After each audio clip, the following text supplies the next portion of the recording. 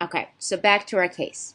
So our patient was a patient with rheumatoid arthritis who presented with acute, right, like a few days, inflammation of the knee. This is quite a difficult situation because it could be septic arthritis or it could be a flare of the rheumatoid arthritis, which causes inflammatory arthritis. So, first, in order to use likelihood ratios, we need to decide what our pretest probability is.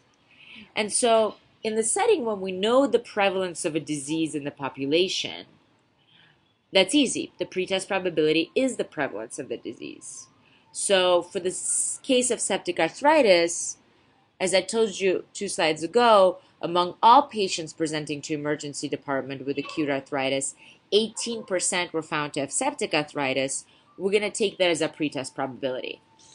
In cases where you don't know the prevalence of a disease in your population, you just have to make an educated guess. Based on your clinical assessment, how likely do you think this patient is to have septic arthritis? So, from slide 57, we know that presence of rheumatoid arthritis increases the risk for septic arthritis in a patient with a swollen knee by a likelihood ratio of about 2.5. So how do we actually calculate how this helps us? Well, we look at this normogram, and these are published on the internet as well.